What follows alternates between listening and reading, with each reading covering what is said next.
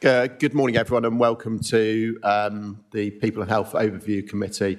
For the benefit of any members of the public that are watching online or other councillors that are watching online, could members of the committee just introduce themselves, and then officers, cabinet members, other members of council, introduce yourself if you wish to speak, and at that point you speak. So starting in no particular order, we'll just go across the room. Councillor Jones. Sorry, Councillor Jones, do you want to just introduce yourself? Sorry. Stella Jones, Dorchester East. I'm Councillor Pete Barrow from Radipole Ward in Weymouth. Councillor Beryl Izzard from Wareham Ward. Councillor Alford from Egerton. Councillor Cathy Lugg from Verdun North. Councillor Jean Dunseith, Chickerell. Councillor Rebecca Knox, Beminster. Councillor Pauline Batstone, Blackmore Vale Ward. And Councillor Mike Parks, Ferndale North, and also chairman of this committee. We will start with item 1, which is apologies. Good morning. There are no apologies this morning. Thank you. Councillor Izzard. Can I give apologies for Councillor Ryan Holloway, please? Thank you. Thank you. That's all noted. And item 2 is declarations of interest. Does anyone have any declarations of interest? Councillor Alford. Yes, I will declare an interest in respect of item 7 on the agenda. There isn't a specific interest or pecuniary interest that applies in this case, but for the avoidance of doubt, I'm expressing it now in case one does arrive at some time in the reasonably near future. Thank you. Are there any other declarations of interest? No. Okay. Move on to item 3, which is to confirm the minutes of the meeting held on the 28th of June. Members will have had sight of these. Are there any comments? Thank you. Therefore, could I have a proposer that we accept those? Thank you, Councillor Batstone. Councillor Lugg seconded. All those in favour? Any against? Any abstentions? 1 abstention. Thank you. Move on to item 4, which is public participation. And there is one question from Mr. Newland, who isn't here, but I believe it's going up on the screen. And Councillor Wharf, as the portfolio holder, is going to answer that question.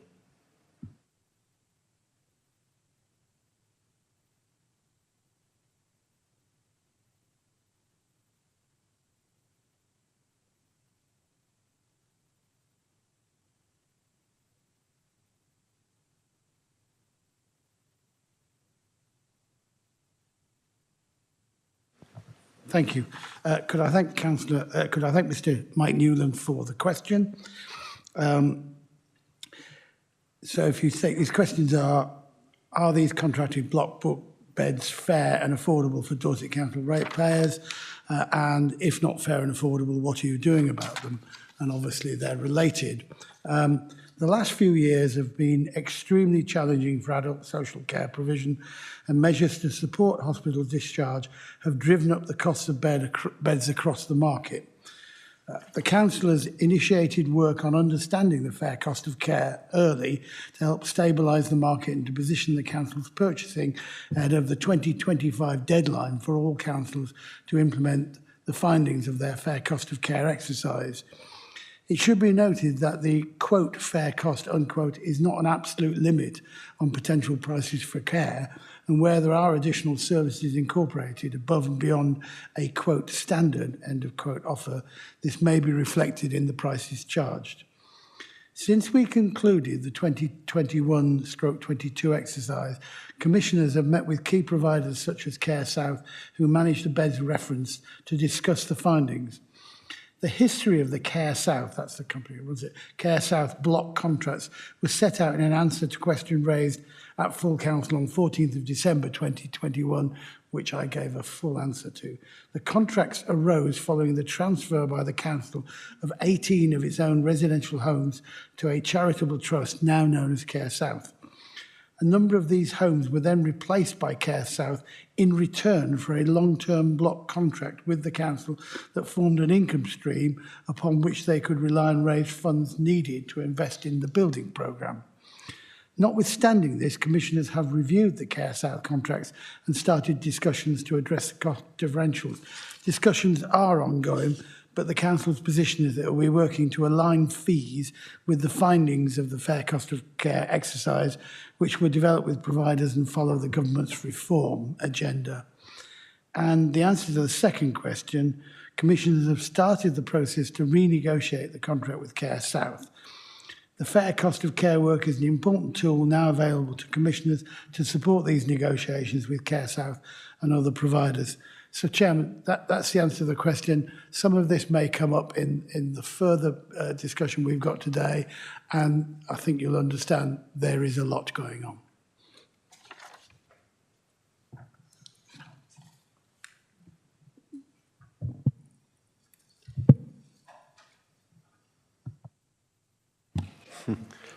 Thank you, Councillor Wharf. And yeah, I'm sure you're right. I'm sure some of that will come up further in the agenda today. We'll move on to item 5, which is questions from members. There are no questions. So we move on to item 6, which is the independent review of children's services and social care. And I believe that's going to be introduced by Claire Shields. Good morning, everybody. My name's Claire Shields. I'm the Corporate Director for Commissioning and Partnerships in Children's Services, and here to present the report on behalf of Paul Dempsey, who's the Corporate Director of Care and Protection, but on leave this week. Really helpful time for us to come to you early to share the findings of quite a detailed piece of work at national level, which was a review of children's services and children's social care. The review began in 2019 and has had significant engagement and involvement from people all across the country and a huge range of professionals, alongside people with care experience that have been through the system. And the intention of the care review is to think through how we can ensure that children are able to remain with their families and have loving and stable homes. But when they can't, that there are really strong care services available to them. And is proposing what is quite a radical change to the way the children's services are delivered in some particular areas. So the report details the key findings of that. It's a really long report. It's 278 pages long with a range of appendices. So we've just tried to pull out the key things for you that are of most interest and to give you an early heads up. I think what's important to note, they're just pulling together the National Reform Board now that is going to be tasked with the implementation, and that quite a few of the recommendations will require additional funding for government. So it's costed at around about a 2.6 billion investment. So that really needs to be phased and thought through to avoid either big disruption to what we already do and making sure that we can continue to deliver services as we move forward. And that's the job of the Reform Board. What I would say is that in Dorset, there's quite a few elements of what's in the review that we're really well placed for, so things that we had already been thinking about. So our ambition and our sufficiency strategy has been to reduce the number of children that are coming into our care by strengthening how we support families. So we're really strongly aligned with that vision. And then when we do provide care, that is as best as it can be. There are some challenges within the report for us around what might that look like and how might that destabilise our workforce. So I'll just talk through the overall report and where we are within that. So they are recommending a revolution in family help, which involves bringing together early help work and children in need social work. So when children have social workers, that's not child protection. We've already started that journey here in Dorset, so we have locality teams in place where early help practitioners and social workers really work closely together. And another one of those recommendations is about the creation of multidisciplinary teams where adults practitioners come alongside children's practitioners. And again, we're well placed for that. You will have heard a few months ago our proposal around Safeguarding Families Together, which we're trialling at the minute, which brings together those adult practitioners that work alongside domestic abuse and substance misuse and poor mental health in families. So we're well placed to do that. We're already trialling some of that. There's a really strong evidence base for that. So we'd really wholly support what that looks like. The second recommendation is around how we do our work in child protection. So when children are either experiencing or at risk of experiencing significant harm. And the review is recommending the creation of an expert practitioner. So an expert social worker or an expert practitioner that does that work. And there are some big challenges for us with that. So the separation of help from protection is a real challenge. We know quite often we work closely with families to provide them help, and we move in and out of that space of protection and help quite frequently. So it's a continuum of help and offer. So the separation of that might feel a little bit jarring for families and might be quite difficult for us to implement. So we're still thinking about that, what that might mean for us and how we might implement that. The other piece of that system requires a change to how social workers are trained and practice. And there's quite a big piece of investment in workforce training and development, which I'll talk a little bit later about as well. But those two things need to be thought through together. Unlocking the potential of family networks. So the review has really thought about how we can work better together with families and how we can work with extended family networks to ensure that children have the opportunity to be cared for by connected people to them. And we'd strongly support that. That's work that we try to do here in Dorset. And they're recommending increasing access to family group conferences. And these conferences are meetings where you pull together extended family members, extended people together to think through who else can care for this family or how can we come alongside parents to provide better care. And again, we're well placed to do that. We have a contract in place where we do that already for some particular families, but we would just need to expand that out to a wider group of people, and it makes sense. And there's good outcomes for families in that, and there's a really strong evidence base, both of the cost effectiveness of that in terms of delivery, but in terms of better outcomes for children and families as well. The next recommendation is around transforming care. And we have at this committee spoke previously about the children's social care market and some of the challenges that are within that. So the care reviews really recommend in trying to remove profit from the sector and working in a different way to commission. Their recommendation is around the regionalisation of care provision and commissioning. And we, alongside the LGA, have some concerns about that because we know that locally it's really much stronger commissioning when you have strong local relationships with the people that you're working with. And we've been investing a lot of our time in building those relationships. So we would want to hear a little bit more from that, and the LGA is in the same view. We'd need to think through what that means for us as we move forward. Some strong ambitions for care experienced young people and supporting them into adulthood. And I think members of the Corporate Parenting Board here and others would strongly agree that we need to do more to support our care leavers and those with care experience, and a recommendation about bringing that in as a protected characteristic. And again, I think that would open some pathways for care experienced young people to get support into adulthood where they might need it. Big recommendation about workforce. So some recommendations about the introduction of a national pay scale for social workers, which we and the LGA think might be quite complex to introduce and would need to really be thought through. Some ambition about reducing administrative burden and having good systems. I think we all know that there is no silver bullet to having a good recording system for people, and many people have tried that before. So again, we really need some thinking through. And we know it's really important that we capture our work well, because not only is it capturing the work of our social worker, it's our children's story too. So we'd want to think through how we make sure that we get that balance right. And we've been on that journey here in Dorset around making sure that we have small caseloads. The way that social work training would work would change over a 5-year period at the moment. And there's some challenges in the implementation of that and some things that we would need to think through as well. And one of the biggest recommendations is replacing a role that we have within the council, which is an independent reviewing officer. And those reviewing officers sit within our quality assurance service here in Dorset and provide support and challenge and do social work practice. The removal of that role is something that the Local Government Association is concerned about, as would we be, to try and think through what does that look like. And the intent would be to replace that with a national advocacy organisation. We already commission advocacy for our children here in Dorset and families, so we have those arrangements for advocacy in place. But the nationalisation of that would be something we would need to think through carefully together about how that would look.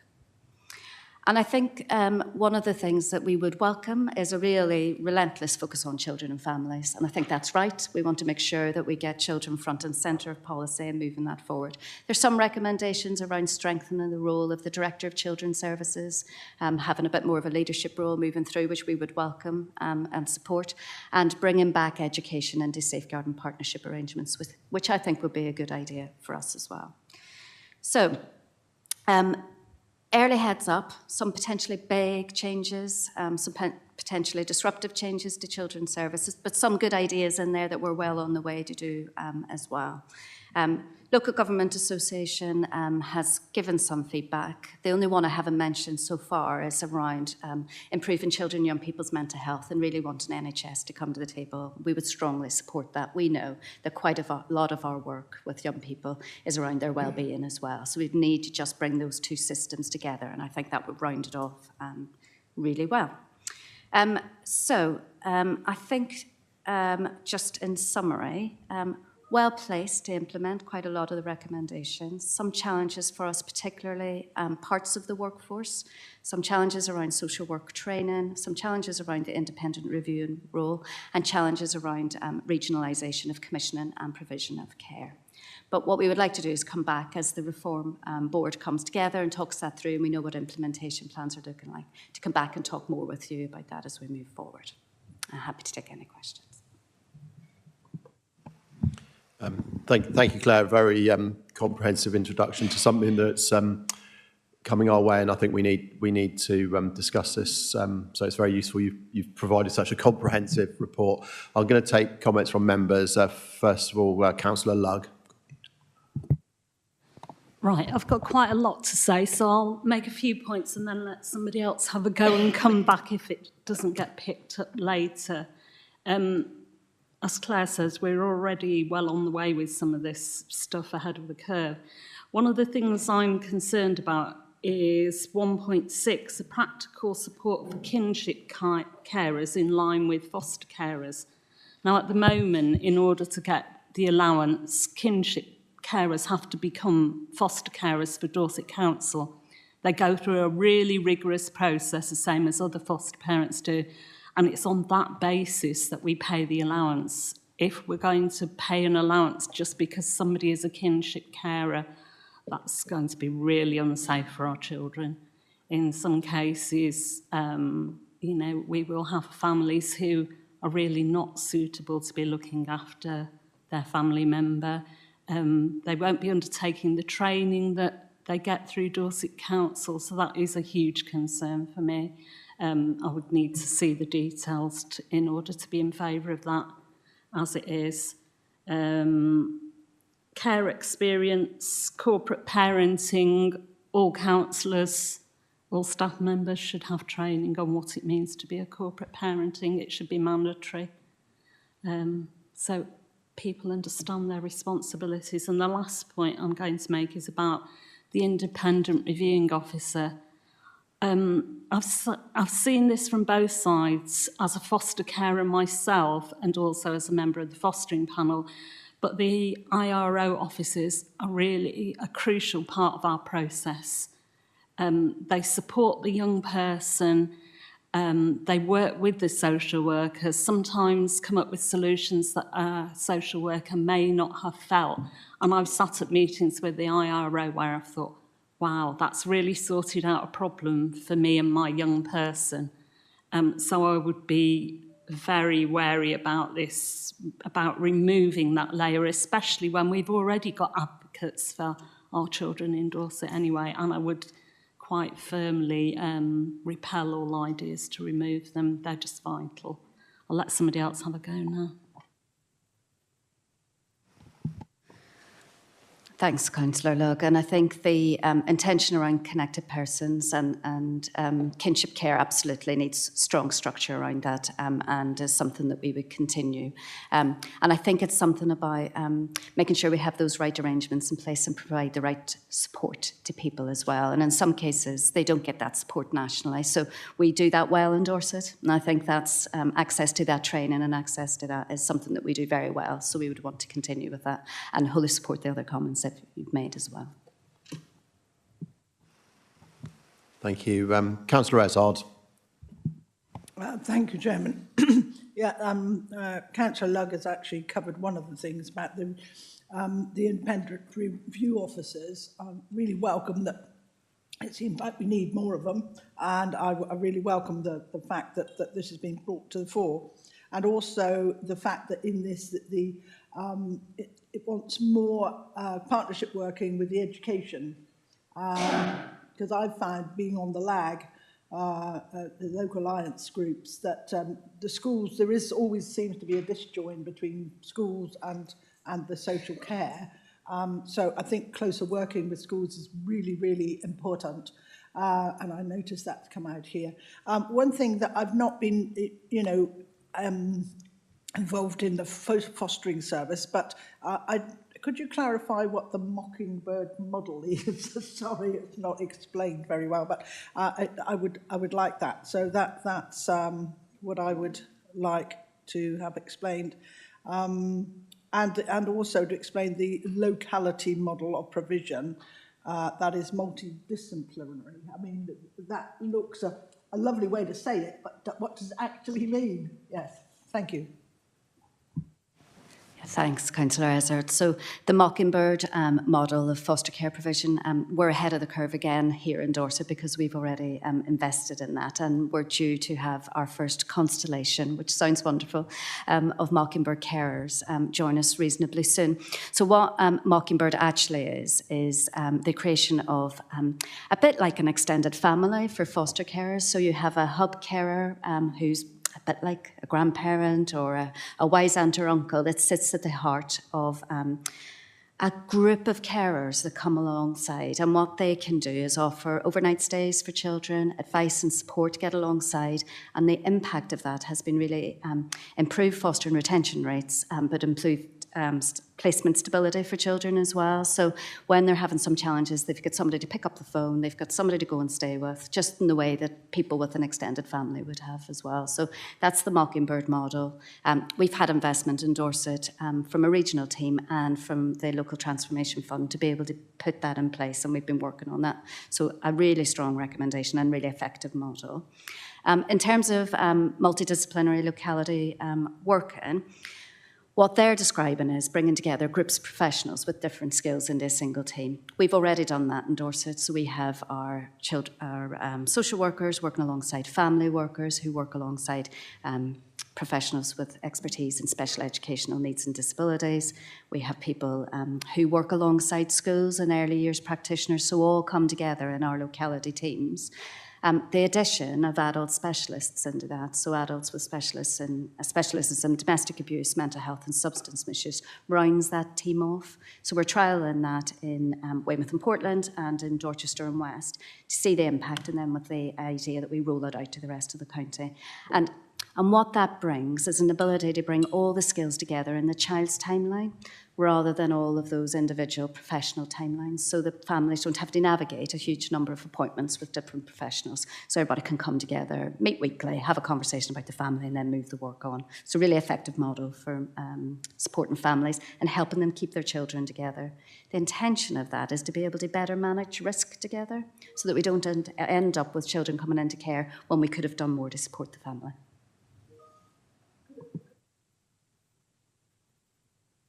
Thank you, Chair.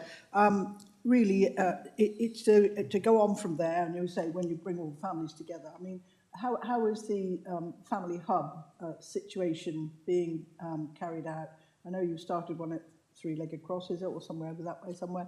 And how are you going to take that forward? Because I know there was funding, then there wasn't so much funding. Can you tell us where we are with that? Thank you. Family hubs are going to be a really helpful vehicle for bringing all those practitioners together. So absolutely, we're still working on First Time Family Hub in East Dorset for the autumn. So we're just still working that through. So we have secured additional funding from the Department for Education on that, as well as some of the transformation funding here. What the Family Hub will provide is a base for people to work together and co-locate, and space to do some of that work with families as well. So a space to bring all those practitioners together, base to do that work. But more importantly, I think it is about understanding and knowing the network of community support that's available as well. So being able to link in locally with what exists in the community, and where there are gaps, being able to fill those gaps rather than trying to do everything in every place. So Family Hub's still going, and we can bring something back on Family Hubs at some stage into the future, just so you can see where we're at and progress on that as well. Thank you. Councillor Parry. Thank you, Chair. Councillor Andrew Parry, Cabinet Member for Children and Education. But I also chair the governing board of the virtual school, and what I want to just link, because I think Councillor Ezard raised a very fair point here, which is in respect of our school cultures and the fact there's been a huge focus on a culture of inclusion in our schools rather than a historic problem of exclusion. And through the virtual school team and the wider locality model, there has been this really close partnership with our schools in driving down pupil exclusions, particularly, of course, of our children in care.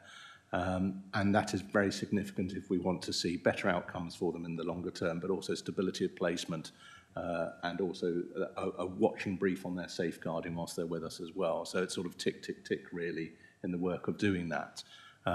If you would like some form of discussion around the work of the virtual school at a later point and what we're doing in terms of driving forward with inclusion, then I'd be very happy to ask Lisa Linscott to prepare something for you on that basis. Thank you, Councillor Parry. I think that would be very useful if we could put that on the forward plan for one of our future meetings. Thank you. Councillor Jones. Yeah, this is an interesting report with quite a lot of good ideas in it. But some of the ideas we're already doing, like Mockingbird, and we do a lot of partnership work with everybody. But I don't like the idea of regional. I think we, as a council here, we've all gone into locality because we know local works and people, and yet we are now looking at an idea that is regional. But there's a great difference between us and BCP already, and if we look at a wider area, there'd be an even bigger difference. But I'm not concerned that much because I think the whole thing is going to cost £2 billion. We'll be talking about this in a couple of years' time, I'm sure, because the funding won't come, especially as they say that they would like a windfall tax on independent homes. Well, we know what the government think about windfall tax at the moment. But can I go into a comment for Ofsted? It says we are concentrating on children and families. And Ofsted should look more at families and children. Well, what have they been looking at all the time when they look at social care? If they've not been looking at children and families, what have they been doing? It's just amazing that they have to put in a report that they ought to be doing that. But apart from that, I think that, there are some good ideas, but I think we'll be sitting here talking about it for years.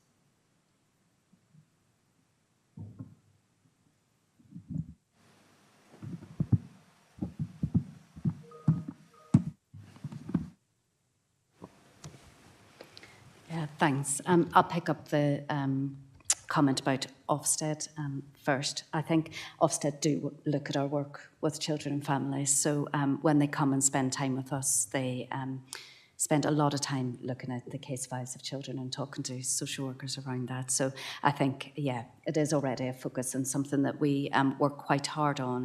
And in our recent ILEX inspection, they also talk to children that have experience of our services as well. So I think, yes, a recommendation around greater focus, but something that they do already. Yeah. Thank you. If I may pick up the point on the regional format, it has very clearly been stated in the report that the LGA, and I know from conversations I've had with my counterparts across the Southwest, is that there is a concern about a regional model. Clearly the detail will be everything if they are truly sincere to roll that programme out, but our perspective is one that has shown that close proximity in a local model is probably the best way forward. We have had, as has been well documented, various challenges, and for example, in finding Tier 4 beds on a national level, which we are in a bidding rounds for continuously for our young people that require those requirements. And therefore, I would expect us to be seeing further pushback to government on any notion of moving this to a regional model. Thank you. Councillor Barrow. Thank you, Chair. Just a few comments, then one question. As a school governor, I've seen how the locality model works. I'm a member of the local LAG myself as well, and I've seen the interaction that group has with the school. So I fully support that, and I can see, that makes perfect sense. The comment that Councillor Parry made about the virtual school, I was on the governing board of that for a while, and I would thoroughly recommend what you've just suggested, because the work of the school is really quite inspirational, and dealing with some really difficult situations, and a better understanding for all of us would be better. But the question is really that this whole report is so reliant on getting the right staff with the right skills, knowledge and experience. Can we get the staff is the question.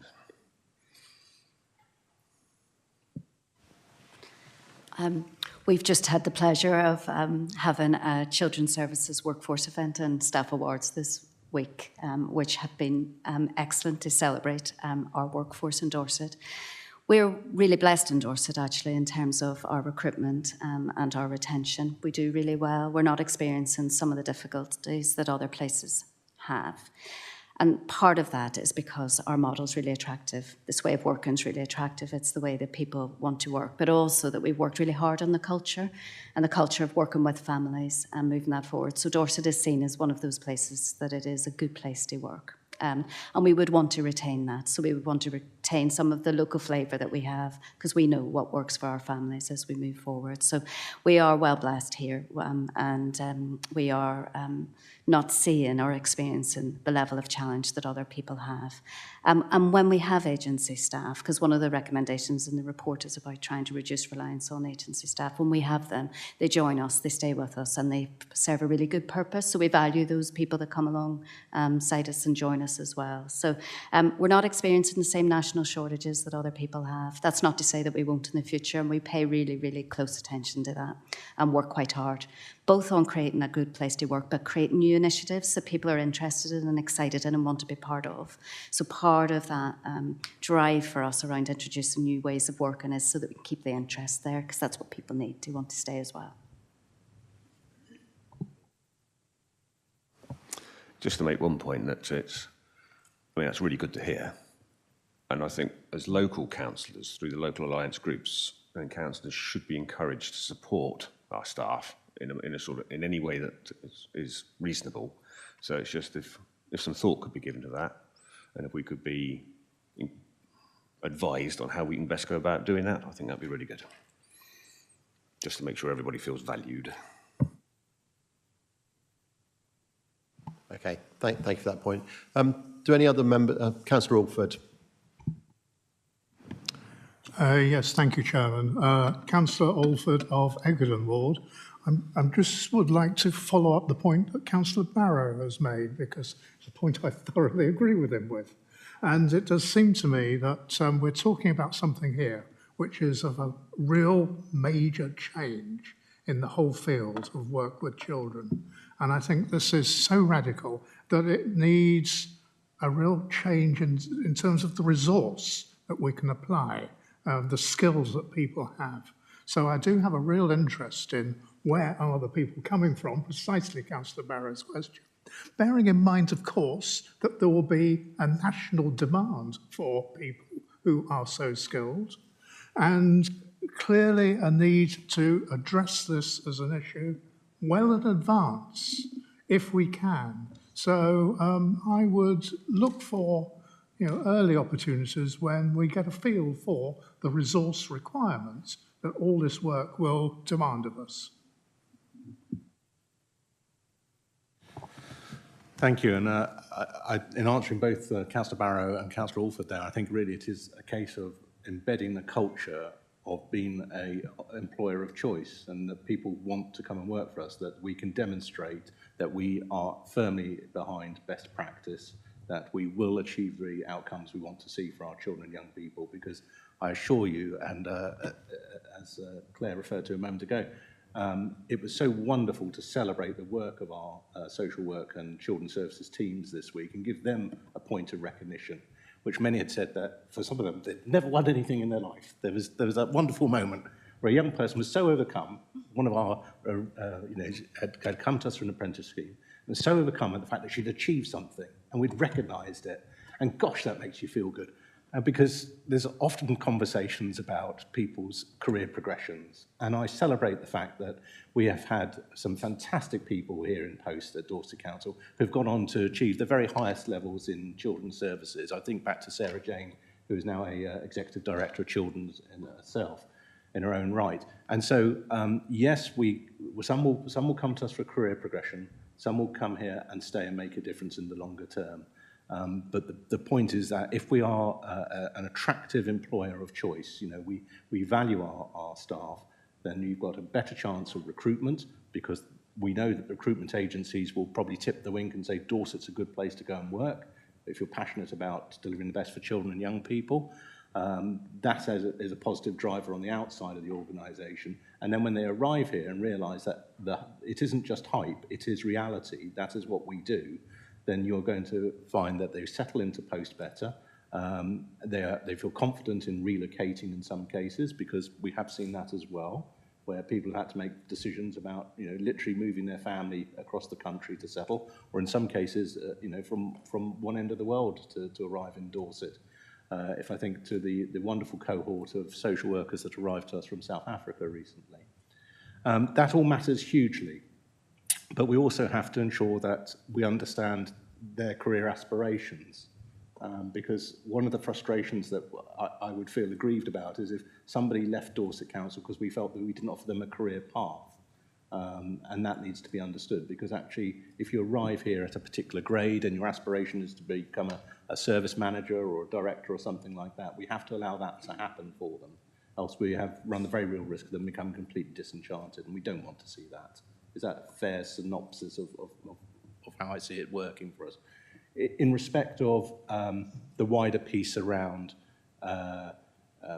training up people, I mean, one of the drivers behind the Centre of Excellence is the fact that there is no nationally recognised qualification in SEND, and that's something that we would like to see changed as a council. That's the ultimate level of our ambition, so that we have that opportunity to train and develop a workforce as well. And really stamp our mark on how we as Dorset Council value children and young people. Thank you, Councillor Parry. Are there any other comments from members? Councillor Lugg. Yeah, following on from what Councillor Parry was saying, I don't agree with the creation of national pay scales. I think we've got to be able to set our own pay scales to attract the right calibre of staff. And the last point is, I agree that government intervention for local authorities consecutively graded requires improvement, is neither helpful nor necessary. No authority wants to be graded, requires improvement. Beating them over the head with a big stick continuously is counterproductive. I'd certainly pick up an agreement with Councillor Lugg on both points there. In respect of pay deals and pay settlements, we do have mechanisms that can address local factors if we need to. That is available to us, and there are occasions where we have to deploy that and effectively as well. In terms of how we view others, we should be very conscious that it is not so long ago that our children's services was on an improvement journey that needed recognition. Now, we secured that recognition, and yes, that has helped us enormously in a number of ways, in terms of our own confidence to invest in the service, but also in terms of wanting to then take the knowledge of our journey and help other authorities, because ultimately what we want to see is better outcomes for children and young people across the country and beyond. Thank you. Take it everyone now has spoken that wants to speak. Councillor Rennie.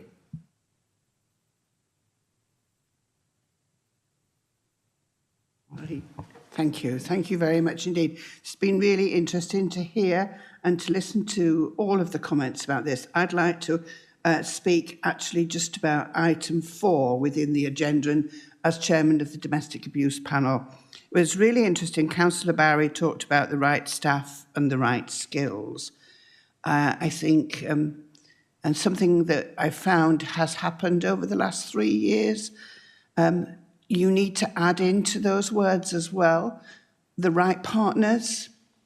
Within the field of domestic abuse, this council has embraced the many partners that we have around the county and used their skills as well around upskilling, and our locality teams and our staff have become incredibly skilled in the field of domestic abuse and the impacts of that, not just on the immediate family and the parent, but also on the children. And when we talk about domestic abuse and mental health, they just go hand in hand together. Adverse childhood experiences, ACEs, are so traumatic on children, not just small children and not just within the moment, but even when the family have split up and the children have become young adults and teenagers. So I feel less concerned than I did and the members of the forum did about the Safeguarding Families Together. We know it as the PAUSE project. And I feel that we are approaching it now with a better skilled multidisciplinary locality team who understand that work and understand the impact of domestic abuse on the family.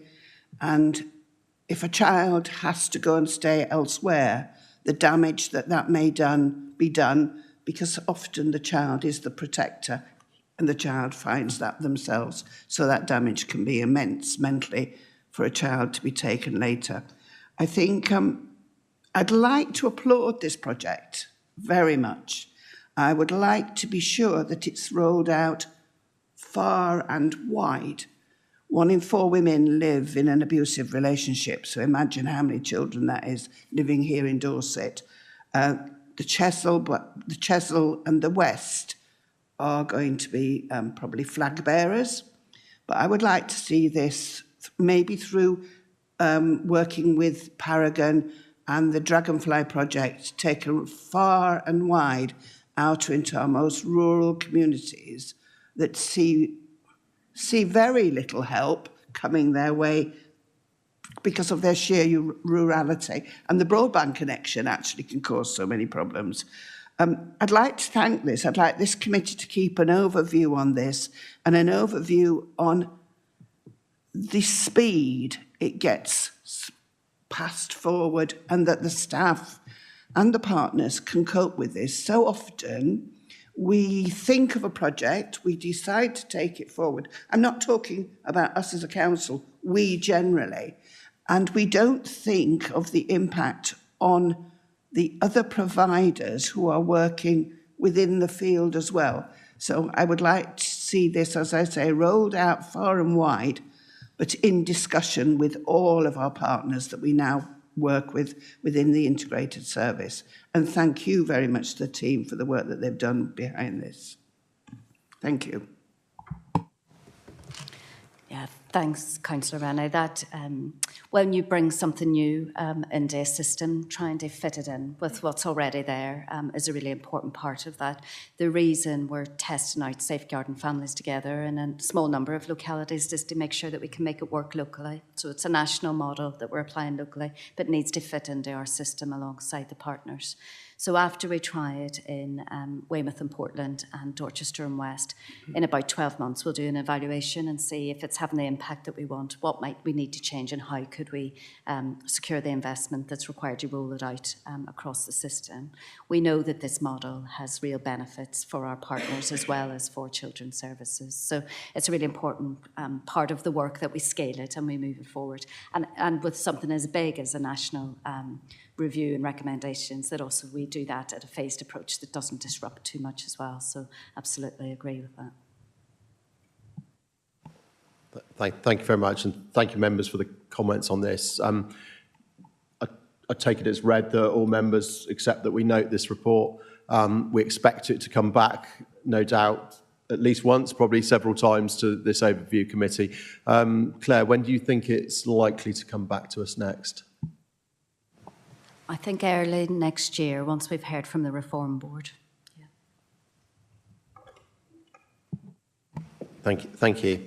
Okay, we move on to item 7, which is the Adult Social Care Market Sustainability Plan, which is going to be introduced by Councillor Wharf and Jonathan Price. Thank you. Thank you very much, Chair. A few introductory remarks. I do feel that this committee has probably had more involvement with adult social care in the last 6 months than it has the last 6 years. I view that as a reflection of a number of things, not the least of which is the degree, the pace and the amount of change that is taking place in adult social care. And we have attempted to involve you in all the stages, and you are aware. We've talked to you at some length about the cost of care. We've talked to you about Care Dorset and a whole series of other issues. I just want to make it clear that whilst this paper is absolutely essential in terms of the detailed information, it is part of a whole mosaic, and members should have just received, I think yesterday, it might be the day before, invitations to a series of seminars starting towards the end of September, every Wednesday. And these seminars are attempting to work with our partners, and I would like members to be there. And that's why I'm making a bit of a plug for it, because what we're trying to do is work with our partners to clearly understand what it is we should do, what it is we shouldn't do, and understand their concerns about adult social care and understand our concerns so that we can share them. So that's just a little bit of an intro. What we're doing today is a relatively specific paper, which Jonathan is going to have a couple of overheads, and he's then going to open to questions, and we're delighted to take any questions. We're showing our plans for improving the sustainability of the market through which we can access government funding to support our intentions. And if I can go slightly off message, Chair, you spoke to me a couple of days ago to express your concerns about some of the messages in this report, saying, you know, it's slightly depressing. And I make no secret, we've tried to be completely transparent, and there are things we need to do to address some of the issues that we're talking about. And so this report talks about some of the issues, warts and all, and we will talk about what we need to do to address them. And as I said at the intro, Care Dorset, fair cost of care, the transformation programme, etc., other things. So the second thing is that having conducted a fair cost of care exercise, we're now moving to pay increased rates for home care and residential care so that the market is less less reliant on self-funders to pay more. And we can talk about that in some detail, but that's obviously closely related to the national situation. We're paying £10 per hour as a minimum wage for home care workers through our contracts, and this is built into the modelled fair cost of care rate, which will be paid from later on this year. And we're moving in yearly increments over the duration of the plan to paying the fair cost of care for residential and nursing care by 2025. Although the answer I gave to the question earlier does relate to this as well, in terms of the constraints we've got with organisations that work for us. And again, Jonathan will talk about this. And we're looking to apply a standard model for future inflation uplifts and to conduct a further cost of care assessment with the market to further validate the findings. So we've got these things that Jonathan is going to spend some time presenting. I'm very keen that we involve you and we engage you all the way along, because there's a lot going on, and I look for us to come back not only on the points we've got on here, but on associated and interrelated issues such as Care Dorset and other things. So Jonathan's got all the detail. As always, politically, I take complete responsibility for this, and I look forward to the questions. But if there are any really difficult ones, Jonathan, I hope, will know the answers. If not, I will take them away. Thank you, Chairman. Thank you, Peter.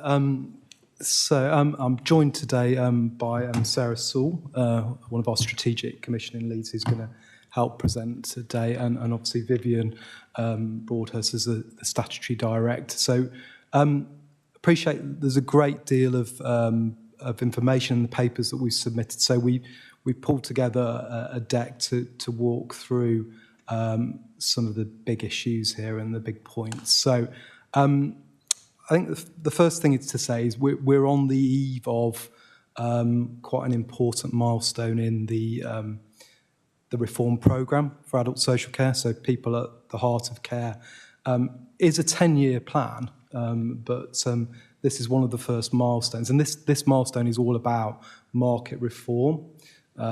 So we've been to committee before to outline some of the exercises that we've done. We were an early adopter of the fair cost of care exercise, which I think was an excellent move on behalf of the council in helping us understand some of the challenges that these reforms pose. So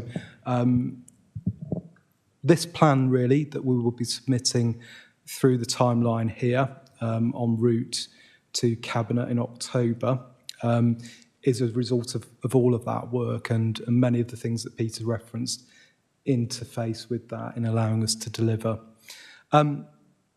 So we've talked a little bit about fair cost of care in the past.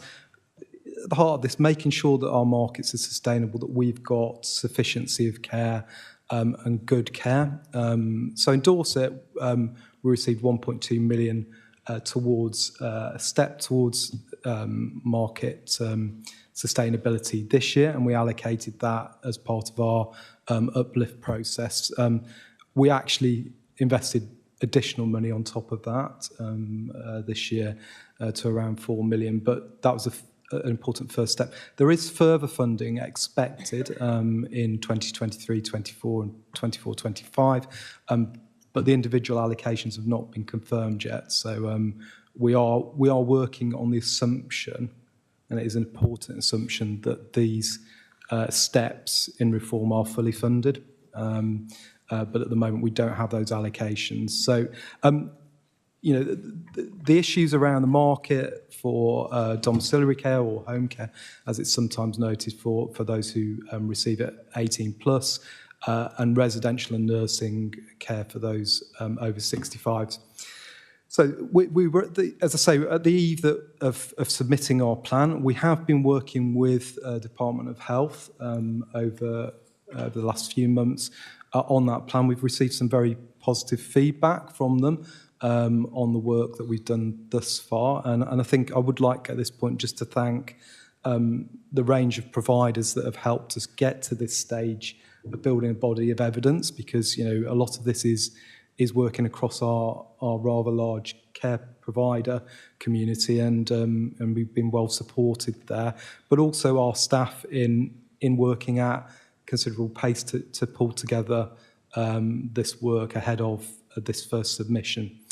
So that's a little bit about the background. October Cabinet will see the plan go forward. That will then be submitted into the Department of Health.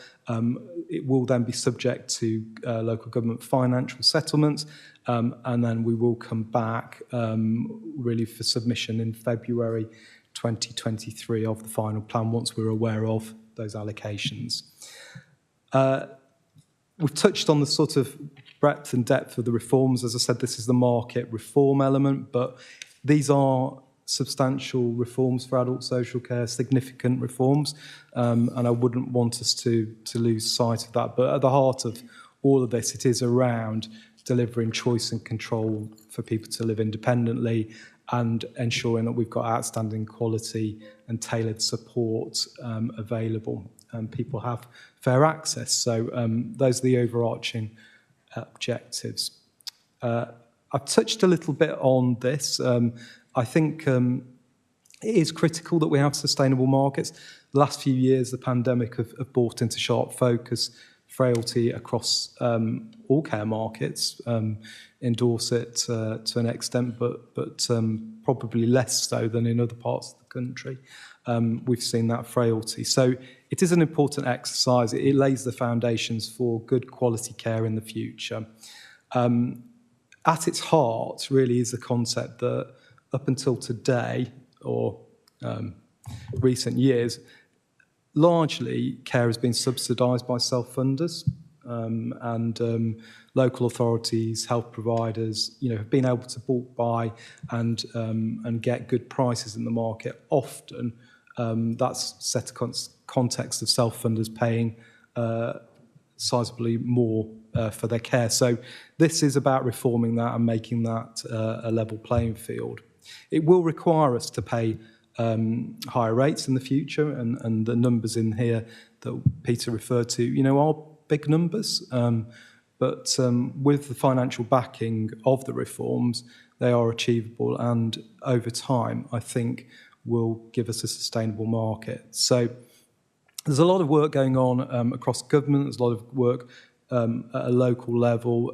Certainly as an early adopter of fair cost of care, we've invested a great deal of time talking to the Department of Health around the costs of this. So there is good early warning of what this means for our costs in Dorset. The reforms are wider than that. This concept of working across all residents, self-funders, will see our demand increase considerably, and the implementation of a cap on care will require us to do additional work to monitor costs, but also to step in at an earlier point to support costs. So a lot of work going on there to understand that, but assessment capacity, more information and advice, better information and advice, additional commissioning and contracting, and certainly a great deal more business analysis and data management are going to be required. We are talking to pilot sites, trailblazer sites like Cheshire East. They've got a very similar population to us, and the numbers that are coming out of their work are considerable around their self-funder responsibilities. So, almost a 40% increase in demand from that area. So that gives us an idea of what we might be looking at. We've been here before with the commissioning strategies. The commissioning strategies, as Peter advertised, we are out to engage on at the moment. It's really important that we make sure that we're getting those strategies right. They have been shaped alongside the reform programme, but the detail locally, we really want to have that conversation. As people, as part of this committee will know, we've got commitments to come back with those once we've completed that exercise. I'm going to pause there. That's just the sort of intro. Appreciate there's quite a lot of information there, but just to aid the discussion, I'll pause there and take any questions on the first bit before we go into the next section. Thank you very much for that comprehensive introduction. I think, as Jonathan said, we're going to take this in sort of bite-sized chunks. I think we agreed 3 when we spoke yesterday. If for any reason you ask a question that's going to come up in one of the later sessions, we'll just hold that and take it in sort of context where we are. But start with Councillor Ezard. Thank you, Chair, and I welcome this, although I realise there's a fantastic amount of work and it's very complicated. People at the heart of care, and obviously they must be taken into account at every stage. The fair cost of care. Now, I'm in a bit of a quandary about this, and maybe I'm completely off the wall, but I don't know how to put this without being sort of biased in some way, not to the council, but to self-funders.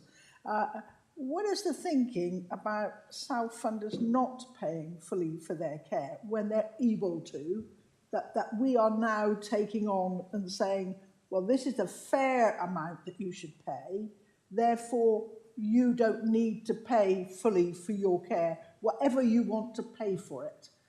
And that's where I'm coming from. I hope I've put that right, Chairman.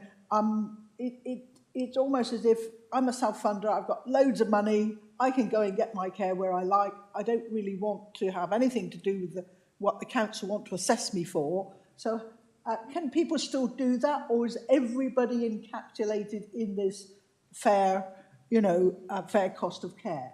I just didn't, there's several things in there, so if you could answer that, and I'm sorry if it hasn't come across very well. Thank you very much. Okay, I'll go first. I think Peter might want to comment at the end.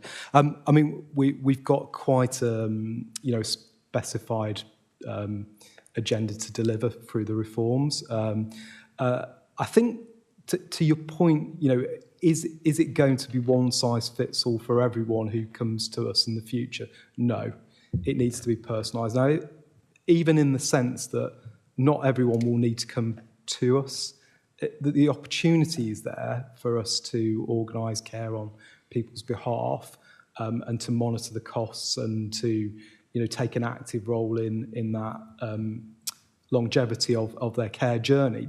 But people still have a choice. People don't have to come to us. So I think if people wanted to say, well, I'm sufficiently wealthy and I've made the right plans in my own life for this period of time, I don't want to speak to the council. That's absolutely fine. It isn't mandated. But we are working really on the assumption that the majority of people will.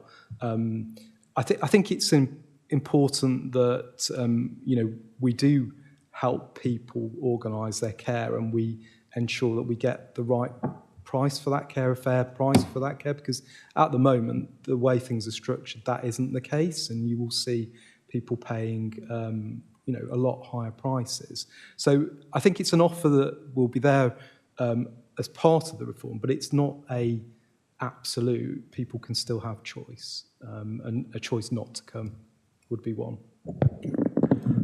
Can I just add to that, if I can, Councillor Ezard? We've got quite a lot of unclaimed benefits from a large section of the population. And when we do studies, this is a general political comment, when we do studies, some people say, oh, well, I don't really need it, when actually they do. So I'm actually quite concerned that we don't ever give people an indication that they don't need to apply when it's available to them.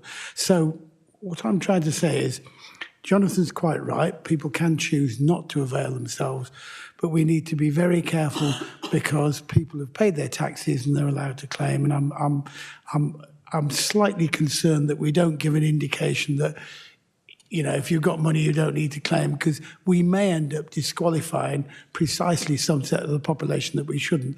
It's quite a difficult it's quite a difficult point, and there's a bit of politics associated with it. So I'm not sure that we could set out legislation, even at a national level, that quite captured what you're after. But I think at a local level, if people say, don't worry, I can sort it out, by and large, we can say, OK, we'll leave it to you. So your point's an absolutely valid one, but it's a minefield, in my opinion. Thanks.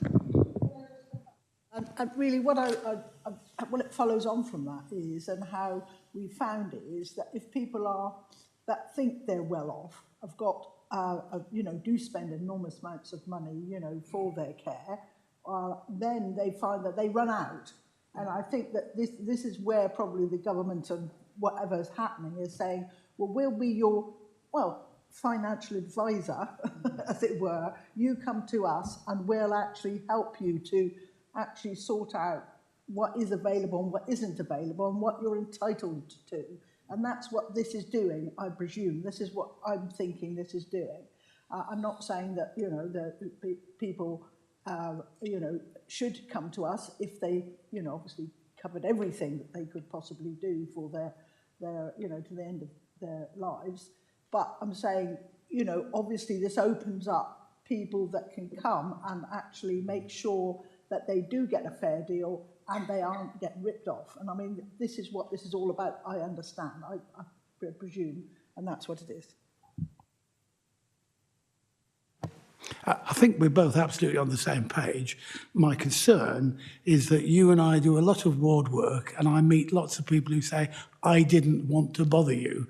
And actually, quite often, they're the people that we should worry about. So my concern is that whilst people can say, don't worry about me, I think we should try and make sure we engage with people at an early stage and keep engaging with them, because I think there is just a political danger if we don't do that. And I know you and I think, absolutely share the same beliefs that that's quite a difficult line to walk. So I think you've got your answer, but you've got an answer. But Chairman, there is no easy answer to this other than we need to engage with people. And when people say, don't worry about me, my general mood is to say, well, let me just do a bit more, because there are some people who say, don't worry about me, when you should. And if you don't worry about them and leave them, by the time they come back to you, it might be too late. So it's not easy. Thank you for the question.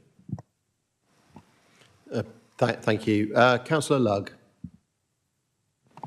The way I understand the system at the moment is that self-funders may pay a higher rate than the council pays for the same services. So if we've got to charge them an equitable, if they've got to be charged at the same rate, is it government funding that's going to make up the difference? And are we lobbying because we have a higher number of elderly people in this area?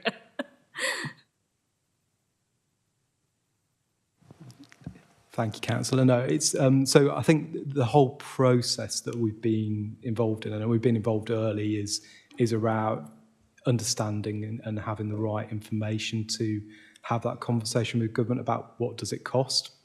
So you know that's at the heart of this, and we will repeat this exercise every year towards that 2025 deadline of achieving those sustainable rates. So it is a long journey. So it's kind of, we're building on it, and we're building on the information that we glean each time.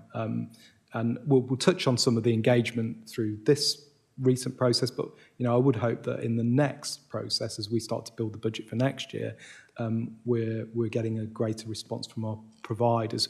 At the same time, we are talking to government about what this costs. So, you don't know until you start to look at this. In an area such as Dorset, where we've got a high population of self-funders, very little information was known about that group of people. But as time moves on, and a bit to the earlier question, as our front door opens up to everyone, because in the past, under the Care Act, our responsibilities for information, advice and signposting have been there, but it's only to those people that contact us. So I think a product of the reform will be more people will contact us, and we'll be able to give them the same information and advice that people in the past have received. And just to the point around financial advice, it won't be financial advice, that's not our role, but information advice and signposting to correct financial advice is part of our role. I'll let Peter come back in there. And to add immediately to that comment, everybody knows, I think, of my high regard which I hold the Citizen Advice Bureau, and they are one of the organisations that we signpost people to, because they can provide independent advice of us. And I think in terms of what they do, they provide huge gearing in terms of the value of their advice. So that's a slightly not related to this, but I happen to think they play a really important part. I think Jonathan gave you the officer answer, and I'm going to give you the political answer. If government doesn't fund this, we can't do it. We just have to be realistic about this. The government have made issues about the equality of fairer funding, but that could put a huge hole in our budget. So we have to make sure, and government have said they will, but let's not go there. We have to make sure we lobby them. And what you've done is actually, you poked me in the ribs on this, because I think it's a good idea. We lobbied MPs a year ago. Laura Miller, my colleague, did. I lobbied them 6 months ago. I'll be lobbying them shortly in our monthly meetings. They used to be weekly, but slightly less interested in this now. The leader is going to write a letter to the Prime Minister, and I've seen that, and that's that was done before, but a day ago, and that's going to go. Now, you can argue that, she's a bit busy and she might not pay attention, but if you don't do it, nothing will happen, that's for certain. So it can't cost us anything. As soon as we get a clear handle on the new minister, we will be writing to the new minister and we'll be attempting to engage. We'll be using the contacts of our MPs. And, I think at least one of our MPs is now a junior minister, and I'll be seeing him shortly on other issues, and I will be bending his ear on it. And what you've reminded me, and I'm now committing to something, so I'm hoping that Vivian will remind me of this. When we've finished lobbying the MPs and when we've got a bit more information, we're coming back to you. But what I think might be helpful is if I issue a note to all members of what they should be nagging their MP about. I can't tell you exactly when, because it depends upon when we get all the answers, etc. So forgive me, I can't give you a date, but what I can give you is a commitment that all members will get a note from me about what we now understand is going on and what they should be saying to their MP, because I'm quite keen that every member talks to their MP and every MP gets a consistent message. So I'll do that. Thank you for the question. Thank you, Councillor Wharf. Councillor Knox.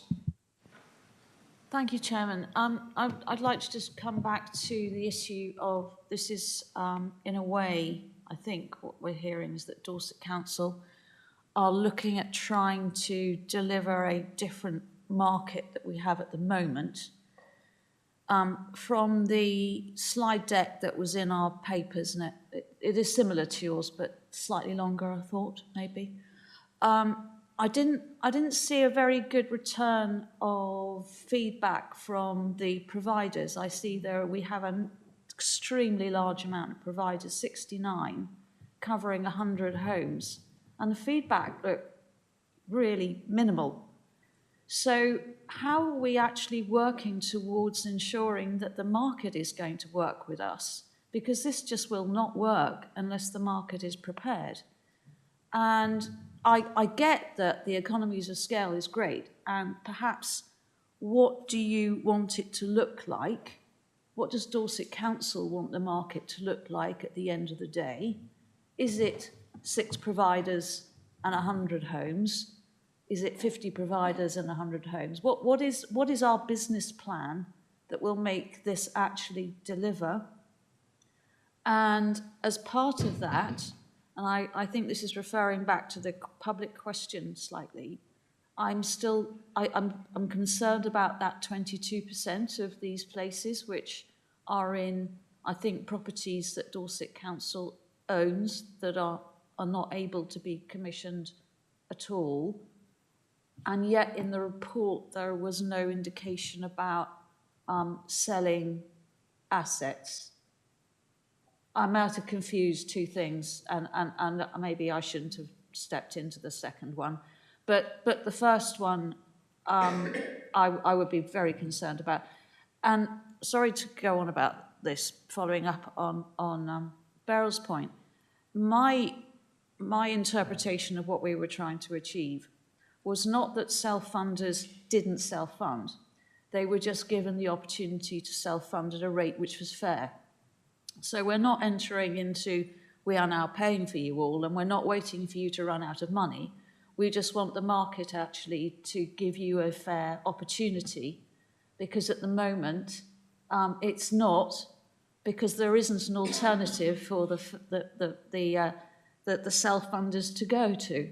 There aren't the places for them to choose the slightly more affordable option. They're forced into a very high price, which means they run out of money, and then they get really, really disappointed when they have to go somewhere which they really don't want to go to. So I think it's the commercial bit of this which is my concern. And I would have thought that in looking to persuade government, because there doesn't seem to be a plan B, we really need to focus on the fact that we will need, in order to do this, quite a lot of funding compared to others, because obviously the rural issues that affect us don't affect places that might have as many people in need. But the costs of living mean that choice in geographical spread is even more important than other places, including Cheshire. Thank you. Okay, there's rather a lot there, so I'll try, but if I don't respond on all bits, please just prompt me. So I think the first thing was really about the engagement. So I did touch on that, and we do come on to this in the presentation. I won't go into it in any more detail, but to say we want to see that engagement increase. So there's a lot of work going on to do that. We've done this earlier than we needed to. So we've gone early in this exercise, and you know, those numbers I would expect each time we do the exercise over the next 3 years that will improve, particularly as providers will now understand how this influences fees in the future. So you know, it was quite a cold start. It's quite a different approach for the local authority commissioning to take, but it's one I think having done this in other places does build a lot of momentum very quickly. So I would expect engagement to be much greater next time round. You're absolutely right around the self-funder issue. It isn't about we're going to pay for everyone. It's just that there are changes to make it more fairer, and some of the thresholds have changed. But what we will be, you know, trying to do through that front door, improved front door and the information advice is making sure everyone gets fair access to good quality care. And I think that's the thing I'd emphasise. That's really at the heart of this, is having a marketplace that's sufficient but also producing good quality care. And there's whole elements in that. There's elements of people getting the right type of care at the right time. So at the moment, what we tend to see is people going into bedded care placements much earlier than they needed to. And we come on to that a little bit about how in our use of the funds that we have available, we are trying to stimulate one bit of the market early as part of that overarching plan. The question around the business plan, well, in many ways, we are engaging on our commissioning strategies at the moment. So we've got an outline of what we would like our care offer to look like in those commissioning strategies. But that engagement exercise over the next 2 months will really help shape the detail of that. So we will be coming back. But I think it's fair to say everything we're doing at the moment, we are working towards co-production on, because these are areas that we need to understand more about. I've forgotten the final point. We'll pick it up, so it's around 22 beds. The 22 beds, I think perhaps slight misinterpretation of some of the information, but that comes on in the next section here. So if we don't answer that, please come back on that question. Thank you. Thank you. If no other members have got comments on this section, we'll move on without further ado. Okay, I'm going to hand over to Sarah now for this section. Good morning. I'm Sarah Sewell, Strategic Commissioning Lead for Older People and Physical Disabilities, and I'm just going to take you through a section of the presentation now around the areas of the market, the challenges that we're currently working within, and our suggested plans as to how we'll move forward. Some of those elements we've covered in the discussion, but I'll pick up on those bits as we go through. So starting with the home care market, you can see here and the shape of the market there. We have 70 home care agencies operating and supporting packages of care for us. You can see there the spread of the business. We have about 75% of our business that's picked up by the 28 Dorset Care framework providers. We have just one provider on the framework who has sort of more than 75% of its business with the council. The majority of providers they rely on the council for less than half of their business. We've included there some statistics just on kind of the amount of hours that we commission on a weekly basis, just to kind of draw your attention to some of the struggles that we manage around contract handbacks. So over the winter last year, we were managing up to 74 handback, so where agencies return care to the council, and we have to research to replace that generally because the staffing isn't available to support that. So as part of the workforce strategies that we need to build in, if we can start to address and reduce those contract handbacks, there's you can see some correlation there between beginning to get some movement, particularly around hospital discharge. Just to add as well, the market position that we're seeing is very similar to that, both regionally and nationally, in terms of the challenges that we have with the care deficit. So just to pick up on the challenges then a bit more in the home care market. So a key challenge is obviously around workforce. The current stability we are seeing is deteriorating, and that is due to a range of factors carrying on from the COVID pandemic. Staff are burnt out. The overseas workers that we had a high reliance on, many have not returned, and that's been due to sort of some of the COVID-led decisions and immigration status. We have also been finding that there's more attractive terms and conditions offered in other sectors, such as tourism and logistics. It's got a statistic here they've included just around turnover, and in September 2021, that was estimated at around 33%. And again, that is roughly equivalent to the regional and national averages. And if we can reduce this, that would obviously be a major intervention in supporting them for a more stable market. Rurality is another key factor that challenges us in home care. Longer travel times and the mileages required, along with the increase in the price of fuel, is really a challenging situation for providers and staff at the moment. During the summer months, that becomes further stretched when there's tourist traffic in those areas, and it's taking even longer for carers to get between their calls. We do have obviously around those kind of the rural areas significant hotspots, but interestingly during 2021 we did see that actually those challenges were becoming more acute across major towns as well. So there's long waits for care. It's becoming the new norm, unfortunately. So whilst there is the rural disparity still, it's a pressure that's building across the whole system. And just lastly, around the challenges, the self-funder competition that I think we kind of touched on is more so in the care home market, but certainly in the home care market, the higher rates that self-funders are able to pay does add pressure on the availability of care resources. So there's quite a detailed plan here that kind of outlines our how we'll be addressing the challenges. The key ones I'd just like to point out are around obviously the workforce and our provider relationships. So developing that joint workforce plan with our provider market is a key priority for us.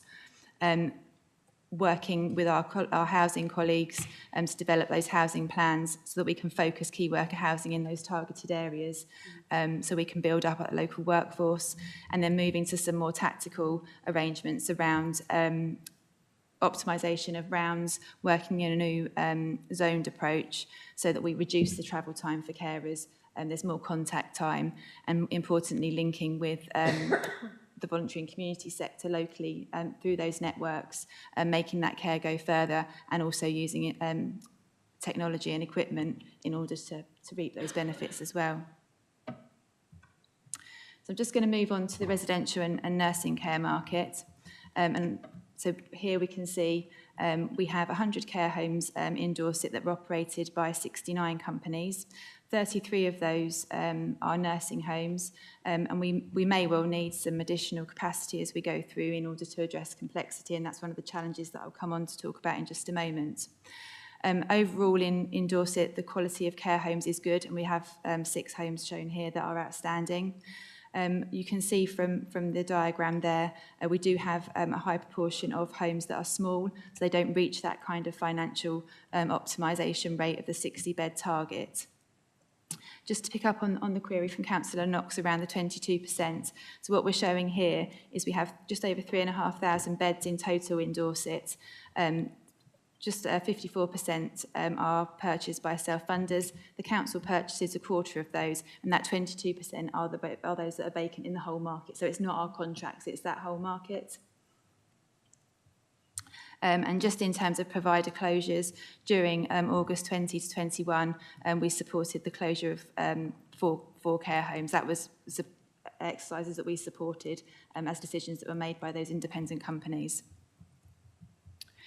So in terms of the challenges for the local market, again, workforce is a key factor, and retention and recruitment, similar issues to the home care market.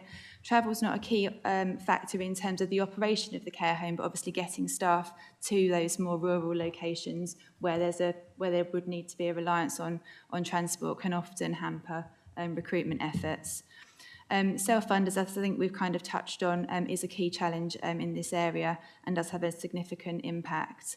I won't go into sort of the full details there. I think we've probably covered some of that off. One interesting factor that we'll come on to when we get to the fair cost of care detail is around the feedback from the consultants was that the Dorset care homes provide more care hours per resident per week than the expected benchmark from the consultants, and that could well be due to the self-funder product that is offered to that area of the market, because we don't necessarily see an increased service capability for those additional care hours.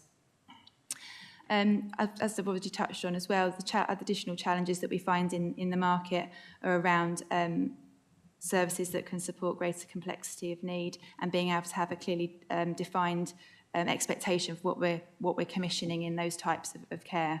So as an example, the brokerage team would often find difficulty sourcing a placement for an individual who has advancing dementia. And that's an area of development that we have as a priority to move forward, along with working with providers and professionals to get those definitions together around the different, those 4 different levels of care. What do we expect? What do we expect a residential dementia, nursing and nursing dementia care home to be providing, and what does that service look like? And really working with the providers to define that. And finally, on this area, just to flag the challenges around our purchasing and contracts. So we have a number of purchasing arrangements at the moment that we're really keen to develop further and make some of our relationships and partnerships stronger and on a more longer term basis. We do also broker at the moment for the NHS, so we're looking at how we can maximise that in order to sort of harvest the benefits of those longer term partnerships as well is key for us. So again, here we've just outlined, again, a lot of activity in terms of responding to those challenges. Just a few key ones to pick out around continuing to build and collaborate with providers to strengthen those relationships. We want to establish a more proactive provider association so that we can jointly plan for the future and align the commissioning strategies. Fair cost of care will obviously be a key factor, and we will continue to develop that dialogue on an annual basis, and working through those set definitions that I've already talked through.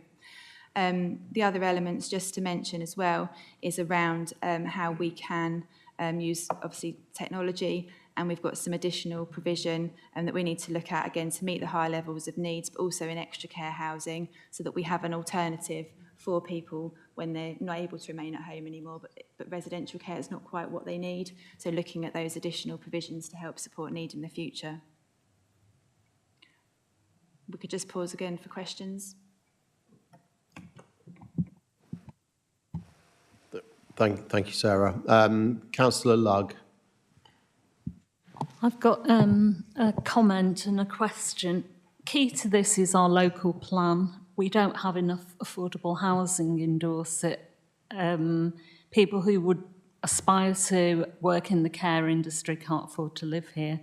And if we don't build more affordable housing, then this problem is only going to get worse. The second point related to this is about where we allow residential homes to be built. We're not building them in the areas where they're needed. So we've got saturation in East Dorset, which is mainly caused by the proximity to SSSI. So we allow more and more care homes to be built there. All of them are looking for staff. There aren't enough staff in that area, but on the other side of the county, there is a lack of provision. So we need to be very robust in our local plan about where we allow care homes to be built and about having affordable housing nearby so that people can work in those care homes. And also that applies to home care as well. The second thing I want to ask is a question. So we have all these expensive care homes that are very much like hotels, which self-funders go into, according to the plan, often in advance of what we would advise as Dorset Council. So, but of course, that's what the homes want them to do. So how do we get around the fact that they're attracting these people who invariably run out of funding long before they run out of life, basically? You know, how do we get round that? Because, you know, people expect to stay in that home, and why wouldn't they?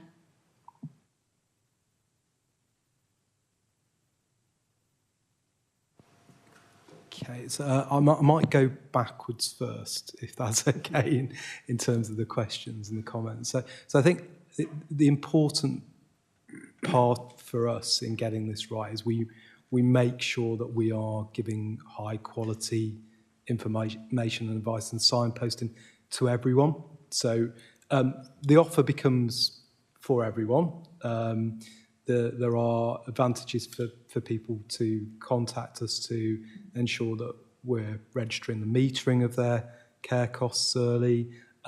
It's not an absolute, as we touched on before. People still have a choice there, but I think we will see a lot more people come to us. So it's then about our role in that signposting and good quality advice at that point. And there's a degree of what do people actually need at that point? You know, do people need to go into a bedded environment, or could there be a community offer available that allows them to stay at home in their community with their friends and family? You know, might that offer be something, you know, that's technology enabled? You know, these are all things that will help change that relationship. So I think, you know, that is fundamental. We've got a responsibility there at the moment, but we only help people who come to us. So I think the part of the reform and getting it right is everyone understands the new offer, and you know, we're able to deliver that, because that will be challenging. You know, we talked about Cheshire East and those sort of numbers. You know, we're not a big department, and we need to make sure that when people do come to us, we give them a good service. So it's you know, it is a significant challenge. The bit about, you know, care homes and where they open up, and at the moment, a lot of that is down to the individual businesses that own those care homes, and they're businesses, so they will want to work with affluent clients. They will want to, you know, ensure that they're working to, you know, sort of the 10% profit rather than the 5% that our consultants are recommending in this report. So there's all those sort of factors that are going on. But I think we have a role in helping shape that. And a lot of the work we're doing at the moment, mapping demand, mapping you know, workforce availability, the information that we're providing will start to help shape that. We're obviously an adults and housing directorate, so we have you know, a working relationship with housing. And key worker housing is a factor. You know, we are looking at how our strategies address both sufficiency of care and available workforce in that area. But again, we have to work with where people live. So it's not a, you know, we've got certain conditions in Dorset. It is rural county, and you know, we need to work with that. So it does make it a little bit more challenging. But lots of places in the country have got that, and lots of places have cracked it, so it's not beyond us, I believe. I think I probably covered most of what you asked, but I think Peter's going to come in. Chairman, if just in my role as deputy leader rather than as the cabinet member, can I say that, Councillor Lugg, I completely agree with you about the pressing need for affordable housing. I think you'll find there's not a single cabinet member who disagrees with it. I know Andrew and I talk about this, and I think this is something that we agree across the political divide in here, so I don't think there's a problem there. The problem is with the Department of Levelling Up and their inability to give us agreement to change the length of time for the local plan, and that's held us up a bit. And the inability of some developers to play nicely with us. And to be honest, we need, that's just a fact of life. But we absolutely are committed to what you've just said. Have no doubt at all that as an administration, we recognise the pressing need for more affordable housing in order to, amongst other things, get care workers opportunities to live near where they work. Thank you. Thank you. Councillor Knox. Thank you. I think that was sort of going back to this really difficult thing of trying to manipulate a market, which I'm still finding it hard to get my head round. Going back to also to my 2020, my 22 obsolete bit. Thank you, Sarah. That makes absolute sense. But faced with the fact that there are 22% obsolete, i.e. just not being used, I'm going to slightly maybe go into an area which is a bit cheeky, but the integrated health system should now actually be looking surely at using that 22% in order to ensure that we actually can do more hospital discharge. So as part of a plan, because hospital discharge is also really important for us to look at in the light of the market change that we need to look at. Where is that discussion about potentially looking at unused beds when we have a system which is looking for beds within our place? So the integrated care system is, very much in the forefront of our work at the moment, and the conversation ahead of winter.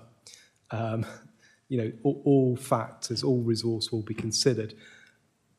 Beds are not the answer, though, I have to say. And, I can see the damage that sort of push really to get people out of hospital quickly and from a bed into a bed has done to the social care economy. I wouldn't advocate that we push that, because I think we need to look at it in the round more. So, for instance, prior to the pandemic, people coming out of hospital, 1 in 3 people went into a bed from hospital in the community. 1 in 2 after the pandemic. That's people going into a bed early. People very infrequently come out of a bed, particularly in a health system where we don't have the occupational therapy that is required to do that. So there's a conversation at an integrated care level which is about, well, how do you get that therapy in the community? That's a health-funded service, but how do you get that if you are going to use beds to make sure people don't just get stuck in that bed? There needs to be an onward journey. So in answer, we're looking at all of these things. I think some of our smaller care homes that, will become available that are not financially viable in the future, there are other uses for them.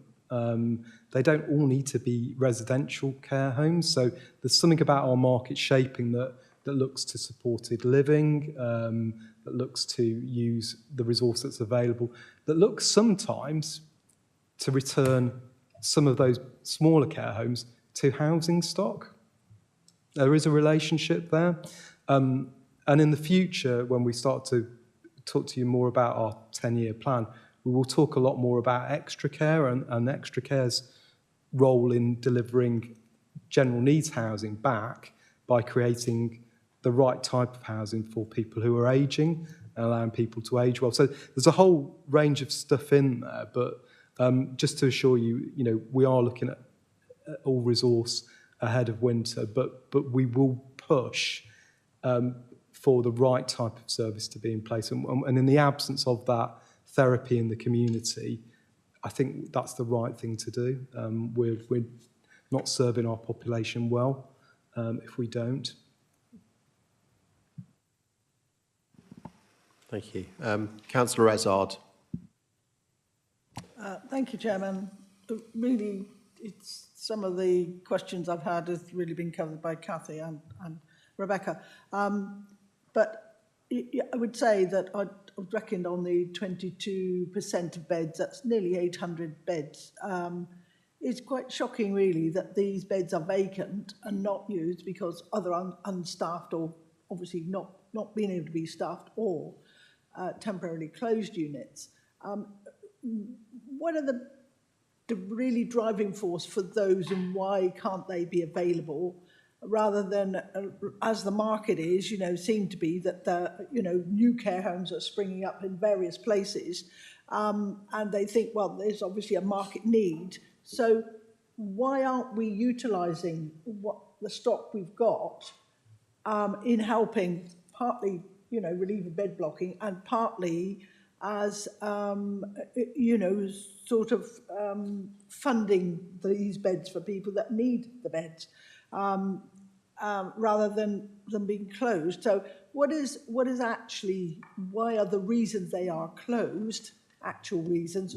I mean, you put some reasons there, but how can we actually, have a better arrangement when you see that's quite shocking, when you think that there is need, yet we're not actually utilising what we've got. And so to me, that is a waste. And also just a light at the end of the tunnel. I mean, our, obviously the former middle school site, there is extra care housing being put there, and that's being worked up in the design for that at the moment, and supported housing with carers living on site. Up to 80, 90, and a bit of affordable housing as well, so 90 housing units. So that is one good thing, and we need more of these over the county. But your suggestion about adapting some of the smaller care homes into housing units was a jolly good idea, and I think the sooner the better, if that can be, sort of looked at. So, yeah, can you just answer why have we got this, nearly 800 beds that are vacant and we are not in some way utilising them?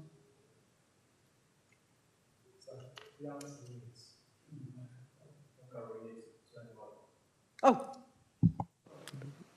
Is that, yeah, brilliant, yeah. So the answer is complicated. So there's a variety of issues. I mean, the workforce certainly plays out, and a lot of our stock will be unstaffed. So, on paper, CQC numbers, which we've used here, will say there's a bed available, but it invariably won't be staffed. And that is a big problem. We know that's a big problem across the whole care economy. Another factor will be what they're registered to provide. So, what type of care? Is that the type of care that we need? And invariably, the data, Steve might want to come in a little bit on some of the people who are waiting, but we've got to match the right level of care to the people who are waiting, and there will be an element of that in those figures. There'll be choice as well. There'll be choice, and the way that our economy is at the moment, people will be making business choices about whether or not they open beds. There's a cost up front. The way that this works is, those costs up front, considerable, that they receive their return over a longer period of time. And a lot of that business that we're talking about, if you want to call it business, it is people with really challenging needs, and they will not necessarily be long-term business out of hospital. So there's all of those factors that are wrapped up in there. But what are we going to do about it? Well, those strategies that I've mentioned a couple of times are about how do we start to address this? How do we use that resource? Do we talk to providers about changing that capacity into supported living? Do we have a conversation about, could that be housing stock? Those are all things that are active at the moment, but they will take a bit of time. This is a big reform programme, so we can clearly, set those out, those actions, and report on them as we go along. But I want to manage expectations, and it isn't a tomorrow type of action. Thank you. Councillor Jones. With the increase in electricity prices, it's possible that more care homes will actually close down. Have we got any plans to help them to keep open in any way?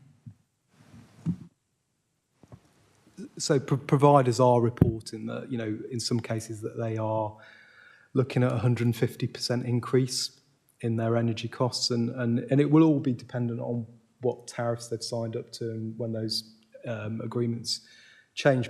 But it is a problem. What the council has done is to make, you know, provision really for any short-term increases like that through an evidence base. So, you know, if we can help short-term, then we will try and help. We have limited funds. There's no sort of two ways about it. But, you know, that is what we will work with. It is a real issue. And you know, I think it does link back to previous question about beds that are not open at the moment. Okay, thank you. I think that's all comments from members. Councillor Rennie wanted to comment. Thank you. I was going to wait till the very end, but this question seems to fit in here quite nicely. You'd been talking about supported living and people going into beds far too early, as opposed to going into houses and homes of their own. And it feels very much to me, when I read this paper, we actually, maybe it's the conversation's been had already, we already have homes where people can live with support, but the support has been taken out when the RSLs decided not to have wardens anymore, and they have these peripatetic wardens. And is there not an opportunity for us to look at support that way through the major RSLs who've got the accommodation, because it is a ready-built community? I'm chairman of an almshouse association. That community supports itself very well with a part-time warden and a clerk, but it supports each other. And we are already looking at the help that we can get through the what was the Greenwood Centre, that sort of thing, to enable people to live with us longer. And inevitably, our people come home to us from hospital with the care that they need, and it's gradually tailed off. So I just don't know if that conversation's been had with the RSLs. Thank you. Thank you, Councillor Rennie. A really, really good point. I have, in a previous life, had a series of conversations with RSLs. I've got a little home in my village that they took the warden out, and the amount they saved was just pennies, and the trouble they caused was huge. You know, part of it was blamed on the Working Time Directive, where if a warden was called out in the middle of the night, then they couldn't work during the following day, whereas previously they had been. You know, we keep being told one of the benefits of Brexit. Maybe, you know, I don't want to get political, but maybe we should look into that. So I'll take that away. I certainly agree with you. I think RSLs have failed in their duty and responsibility. And I have one particular home that I've got absolute example of where it really hasn't worked. And the warden is a friend of mine and still is. And it means we provide lesser service. I make no guarantees because the RSLs are very, very independent and, in my view, don't always listen to what we want. But I think it's a good point, and I will talk with my cabinet colleague, Graham Carr-Jones, because he deals with them, and Andrew Billany, the officer. And I think it's something we should emphasise again to the RSLs that they perhaps need to think again about how they man their centres, because they could take some of the pressure off the services. I don't know if Jonathan wants to. Vivian, you are welcome to disagree with me. I'm giving my own personal opinion. Thank you. Thank you, and I won't disagree with you, but thank you very much for making that point. I think we're working hard with the RSLs. I think now, I think we're much more in partnership with them. So I think that balance is really changing, and we are looking at what extra and what more support is needed, because I think the emphasis that we are all looking at across housing and adults and with our RSL partners is that home first is the right thing to do. So staying in your own home is absolutely the most important thing we can do, because that will make all the difference to people.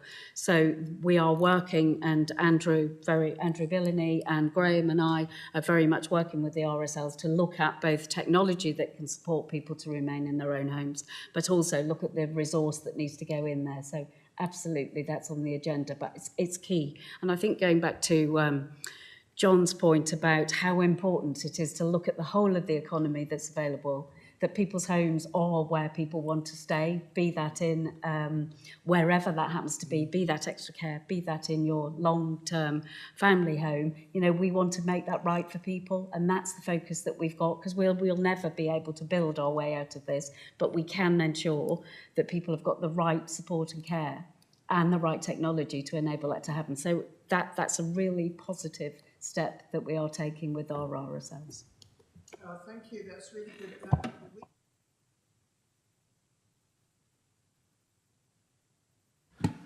We've had working days with the RSLs, and they are, well, they've said the right words about being receptive to anything, so that's really heartening to hear. Thank you. Thank you, and I think we're ready to move on to the third and final part of the presentation. Okay, so I'm just going to take you through the findings of the cost of care. Just to emphasise, I think John touched on it at the beginning, but we have had an informal meeting with colleagues from the Department of Health and Social Care who have indicated that the exercises we've conducted do meet their kind of expectations and are within the spirit of the guidance that they've outlined. You will have seen, I'll work through this quite quickly because we have brought these slides, a couple of these slides to the previous committee, so they may be familiar. So just in terms of domiciliary care, so we did an awful lot of market engagement in order to encourage as much support and engagement in the exercise. We had 9 older people's home care businesses respond, with 3 businesses completing the cost information. The overwhelming feedback from the market was that we use benchmarking data with other authorities rather than completion of those cost templates. Due to the effort that we made in trying to engage the market, we can't be challenged that it's not representative because the market had so much opportunity to be involved. But since we've published those reports, some concern has been expressed. It doesn't account of all of those costs, but we will be obviously rerunning those exercises, so I hope that more providers will want to take part. The benchmarking that we conducted, or the consultants conducted on our behalf, that was with 11 neighbours, and those most similar comparators were also completed. And from the early discussions and feedback that we were receiving from the market was fed into the process. So we asked the consultants to model what that hourly rate should be paid to those provider businesses in order for staff to be paid the minimum of the £10.50 an hour. We did also complete the exercise for supported living, although it wasn't a requirement of the Fair Cost of Care Fund, but we have completed that exercise and that has been used in setting those rates. So just in terms of headline results, workforce resilience is vital to obviously to the longer term sustainability of the market, and those higher wages to staff is key. And the career pathways and individual development is also a really important factor. Paying at that £10.50 an hour rate allows staff to be paid in line with the competitive levels that we were seeing in retail and hospitality that we touched on earlier.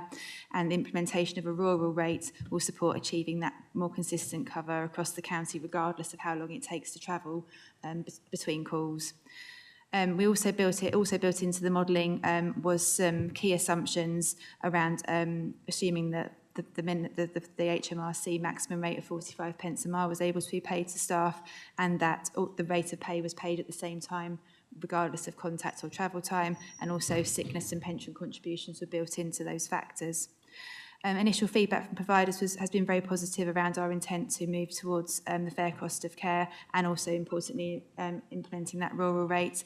There has been some disappointment that we didn't uplift our standard 30-minute rate, but that was evidence-based, as you'll see as we go through.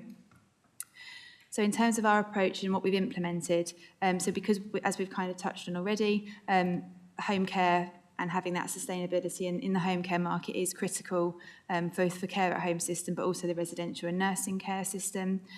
We have therefore been able to move in the first year to paying the home care market at the full cost of care as assessed through the exercise.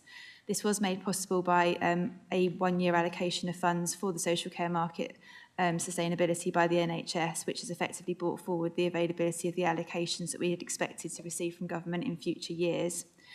The key elements, as I've probably already touched on, but just to quickly work through these, so the key elements within our new rates is that expectation and that providers are paying that wage rate to carers of £10.50 an hour so that we have that competitive offer with other local logistics, hospitality sectors, etc.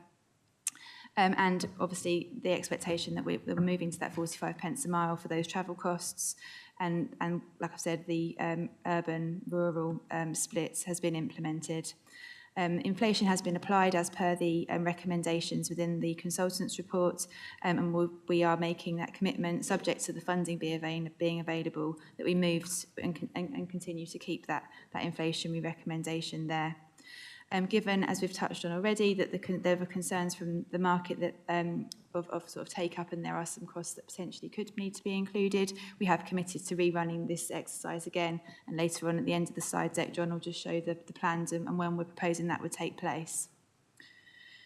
So here you can see the results in numbers. So we moved from our current position, which was effectively our 21-22 rates, to the new position on the 22-23 rates. And so just to emphasise that, so 5 of those 6 new rates were uplifted quite considerably, between sort of 12.5% to high 20% as an impact. So just moving on to residential and nursing care. So again, you'll be aware that we had consultants conduct these exercises on our behalf. 24 care homes completed the survey, 6 residential, 8 nursing, and that contributed to about 24% of the market. The consultant has confirmed that provides a good level of confidence in the results. The headline findings show that on average, the council already pays at the fair cost of care for residential and nursing, but we pay higher for dementia support, both in residential and nursing settings. As I've already touched on, the Dorset care homes are providing higher levels of care per resident per week than the consultant's national benchmarks. To pay providers at the full cost of care is unaffordable within existing budgets, but it does offer us that opportunity to work with the local market to seek higher and more sustainable funding streams through government. As with all averages, implementation would see winners and losers. And again, I think it's a key opportunity for us to change our relationship with providers who are willing to work with us and develop services that meet our needs. And that will help us better understand some of the anomalies that we see in those weekly care hours as well. So here we've just outlined the key details that feed into the cost of care approach and the elements that are accounted for. I won't go through them in detail, but they're there for you to work through. And as with home care, inflation has been modelled, will be modelled in future years based on those consultants' recommendations. And again, just to emphasise, whilst we made the commitment around the inflationary approach, it's very much subject to sufficient government funding. So in terms of how we have responded in relation to the findings, as we've said, it's not affordable to pay the full cost of care from the start of the planning period, and all of the changes that we are working through are subject to receiving that funding. So we've got the 2 variables at play in terms of both closing the gap between the current and the fair rates and also applying inflation. For the 22-23 cost settings, we've used the rates evaluated in the cost of care exercise to apply a new base rate for placements, which goes 50% between the current base placements and the full cost. In September 23-24, we would then propose that we inflate the prices by the measures of inflation and the predicted inflation for the following year, and move to 75% of the distance between our old rate and the fair cost. And again in 2025, again subject to inflation being made available, we'd adjust the previous years for inflation and predicted inflation, and then move to that full fair cost of care. So here are the results in numbers in terms of those weekly care fees.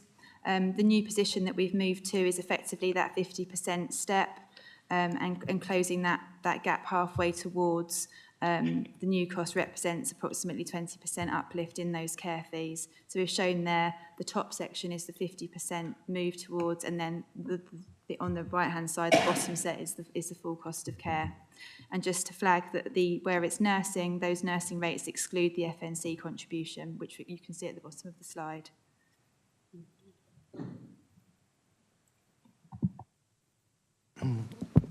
Thank you, Sarah. So at the start of this, I was saying that this is our plan. So this is the plan that we want to submit through Cabinet to the department, which will then go through funding settlement and come back to overview in late January ahead of the final submission for next year. So this slide is really just talking about the process that we're in, the measures that we've taken already that Sarah's outlined, the measures that we intend to take in 22-23, a step change towards paying these new levels, subject to the funding flowing to allow us to do that.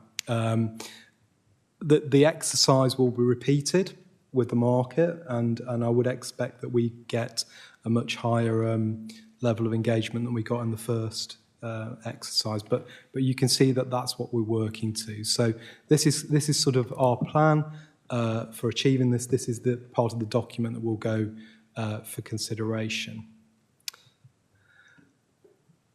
In terms of the finances, there is a big element of affordability and flow of money to achieve this from government, undeniable. This year, 22-23, we've made uplifts, and we've been able to do that through the money that did flow from government, but largely we've been able to do that from the money that the system, the ICS, assisted with. So some of that money that we've made an uplift in this year isn't available next year, and we therefore have a sort of compound effect in next year that we're working through the budget build on. But the scary number, I think, here is that to achieve those next steps over the next 2 years to 2025, we're looking at another £36 million worth of base budget. So if the money comes, fantastic, because that gets added to Vivian's budget, and we're able to do that. If it doesn't, that presents some challenges, but that is the plan, and all of the other components that we've detailed today around that sort of approach to inflationary uplifts are contracting through the Dorset Care Framework will assist with that. Our vision through the commissioning strategies. So that is the end of the presentation. Pause again for final comments and questions. Thank you. Councillor Alford. Yes, thank you. I have, of course, declared an interest in this paper. So if no one wishes to respond to this point I'm going to make, then I don't mind it, and I understand that. One of the reasons for declaring an interest is that I might be at some time on the receiving end of a question on the lines of, well, Mr. Alford, do you think that this is a viable business proposition? And I have to say, I thoroughly believe that it is not a business proposition, because we're talking about a business here that can run without any risk. We can run a business without any overall management. We can run a business which finds a 5% profit margin acceptable. Now, I don't know where these ideas have come from, but in my opinion, they will just not work.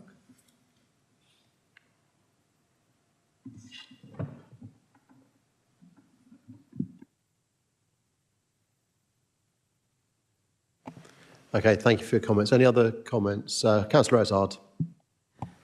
I actually quite, yeah, I am absolutely in accord with Councillor Alford, because I think all of us older councillors getting on towards our 80s are in this position where we may be on the receiving end of this. And actually, when you look at it, and you look at the funding that may or may not be coming from the government,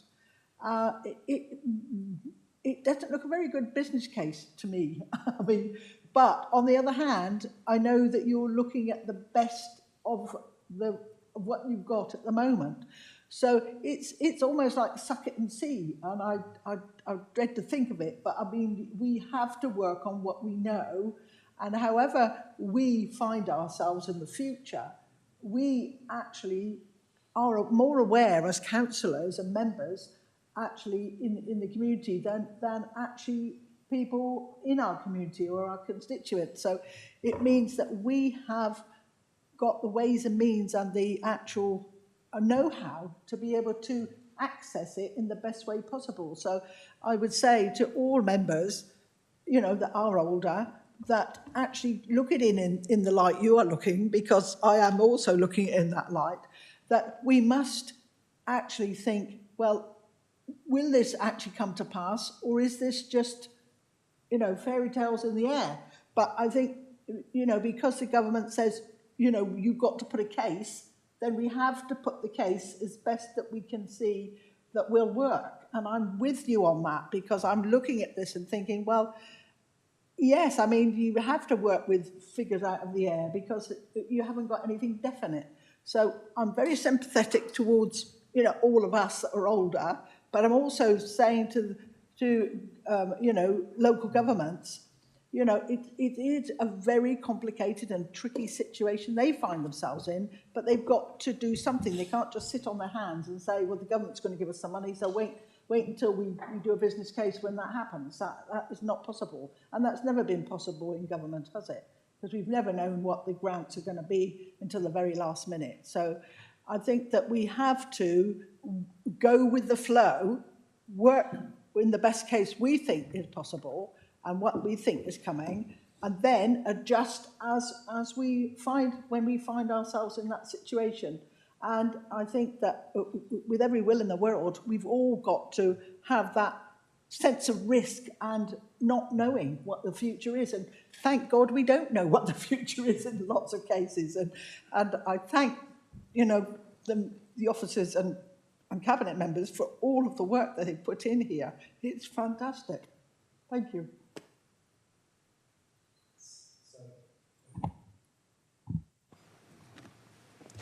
Thank you. I mean, a lot of hard work and a lot of different people have input into this. So I think the first thing I'd say is it's not a business case. You know, this is our response to the reform agenda. This is the request to submit a plan based on what we know and what we don't know. And I think that's as important. And what we don't know is the level of funding that we will receive. We are hopeful of shaping that by going early, by doing the exercise, by having an evidence base to be able to persuade what it will cost to do this in Dorset. But it is a plan. It's a plan that will be refreshed. It's a plan that's subject to change. And, you know, I think there are all of those bits in there, but what it isn't is a business case. I think the business case is set at a much higher level than locally in Dorset Council. This is about reform and our response to that reform agenda. And if I can just add, Councillor Alford, much of what you say resonated very deeply with me, because I look at it the other way. If you started from scratch, you would not build this as you've built it, you would have quite significant amounts of contingency in there, and you would do things differently. But we are where we are, and we have to play by the rules that the government department set us. And were we not to put the case in the way we put it, they would tell us to go away and they'll come look after somebody else. So it is not quite a business in that sense. I mean, it is a business in any other sense, and there is a huge degree of risk in it. But what we're trying to is run a viable organisation that looks after the interests of the residents of Dorset. And it's really, really hard because, you know, it's a bit like saying run it as a business, but we won't let you make what anybody else would call a decent return, and we won't let you have contingencies in it to cover areas that represent the significant risks that you are facing. So, yes, I agree with you, but we are where we are, and we have to operate in the manner that they suggest. And I don't think we've got much choice in that, but, you know, you tell me if you think we have. Yes, I totally agree with Councillor Wolf that there is a process here designed to produce the lowest possible number. And then when circumstances are completely different in 2 years' time, we will be held to that number. So it's one of these problematical situations that government tends to set for us.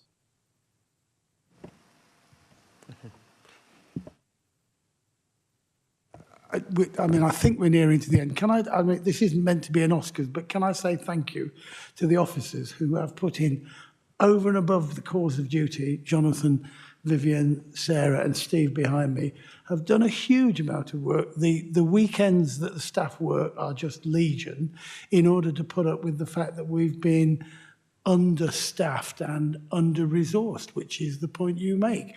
And we do rely on our staff being committed, and I possibly use that word in two different senses, because they are completely committed to what they do, and we're very, very grateful.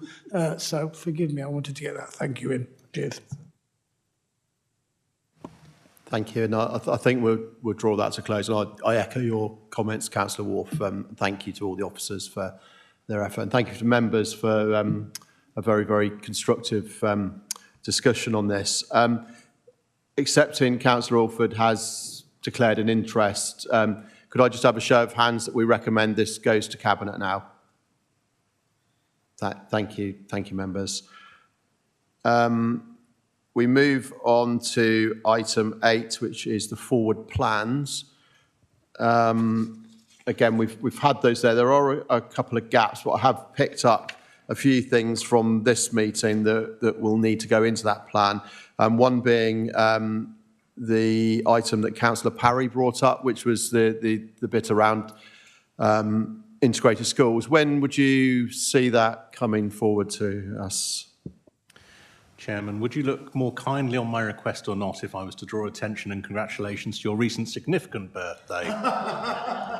And is there any truth in the report that your colleagues in the fire service were concerned at the number of candles required for the cake? Would it be possible if we were to populate your January meeting? We have 3 items that we'd like to bring to committee. That would be the publication of the virtual school report in December, and a background to the virtual school, the family hubs, and a further update on the care review. That's permitted. Certainly, although you did promise not to mention the fire risk related to the candles. Certainly we can bring those forward to the January meeting. The other things that I picked up was the social care thing would come back next year, and also the adults late January. Are we looking at the January 31st meeting for that? So that's going to be quite a significant meeting again, members, and we'll discuss timings around that. Is there anything else anyone wants to comment about the committee plan or our cabinet colleagues' plan? Okay, Councillor Lugg. I'm a fairly new member of this committee. What's happened about the daycare services review? I believe that's coming in December, isn't it? Yeah, so the December meeting, there was a request if we could let it slip. We're not going to let it slip, so it will be at the December meeting. Thank you. I'm hard. Okay, we'll move on. Item 9 is urgent business. There is none. And the final item, exempt business. There is no exempt business. So thank you ever so much, everyone, for your contributions. Our next meeting is the 24th of October. Thank you all very much. Have a good day.